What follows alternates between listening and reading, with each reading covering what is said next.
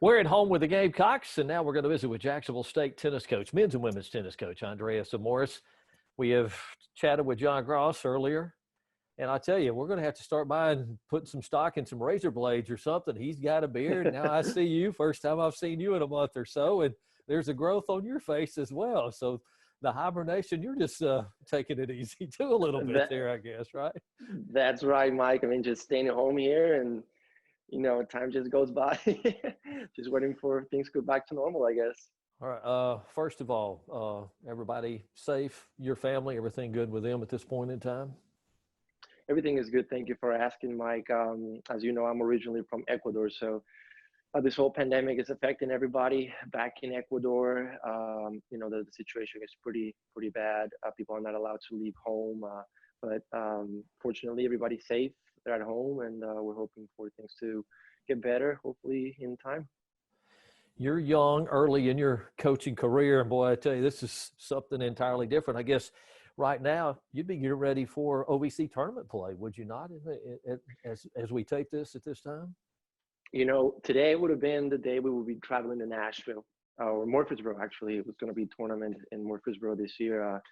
So yeah, it was a tough ending for our season. The day prior to playing our first conference match with both men and women was the day we found out that our tennis season was going to be suspended. So it's been unfortunate, especially for my players, for all the student athletes, especially for the seniors that were playing on their last season. That has to be the toughest one. But yeah, I know it's affecting everybody. All right, you mentioned the seniors. The NCAA has given them the opportunity if they desire to come back. Did you like that when the NCAA did it? And will your seniors, you think, be coming back? Yeah, absolutely. I mean, I think they need to give this opportunity to seniors. I mean, they've gone through all the hard work. They look forward to finishing strong, most of them. We had specifically on both our men's and our women's great seniors, and we were looking forward to starting conference play. I think they do need that opportunity to at least make that decision and see if, hey, if I want to go back and put one more year of tennis, or do I actually want to take that year and go out to the real world and start working? But the opportunity has to be presented to them. I completely agree with that. I have half of my players thinking about coming back, and then half of them, they've already started making plans to get an education somewhere else or to start working. So we're gonna wait and see what happens with this pandemic, and maybe something will happen and open up, and we'll make some decisions further in the summer. You've got a majority of yours are international students, and I guess you've had to be a father, so to speak, in the midst of all this, because some of them are back in their homelands and they're from different countries.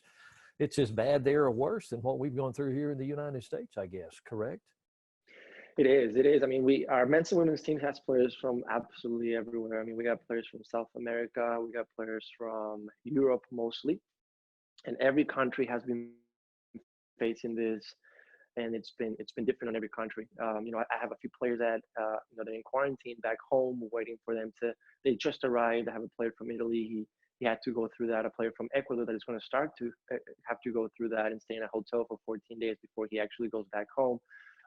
Some of my players are still in Jacksonville. They haven't been able to book their flights, or their flights have been suspended or delayed and passed to a different date. So it's been tough, definitely. I will say JSU has done a great job helping them, giving them housing and meals, and keeping them here.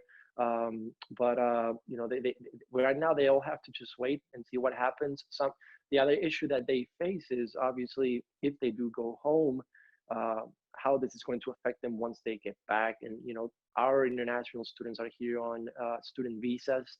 Some countries need those renewed on a yearly basis, and I have players that are in countries like that. So we're just hoping for the best, and Right. hoping everybody can come back and do well when they come back. Well, sounds like the ones who have made it home, you've been in contact and in touch with them, and those who are still here and on campus, you're in touch with them, and I guess they can get to the tennis court, maybe not go to the net and challenge anything at the net, but if they want to, I guess they can go and play a little tennis and get some exercise, can't they?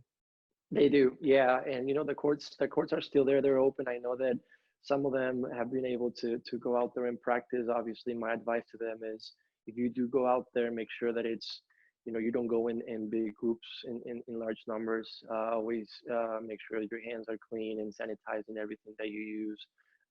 But yeah, just like you said, Mike, there some of them that are back home right now. They can't leave their houses. They don't have the access to maybe a track where they can run or a tennis court where they can practice, and they're just kind of waiting. I would imagine you hope you don't have to go through something like this again in your coaching career, correct? I mean, tornado 2 years ago, and now Right. this. I mean, we anything that comes our way, we'll figure it out. You're going to be experienced in handling just about everything, aren't you? Absolutely. Hey, just throw anything to us. We'll just work through it. All right, Andreas, thanks for your time, man. Stay safe. Hope to see you soon. Thank you, Mike. Same to you. Stay safe for you and your family as well.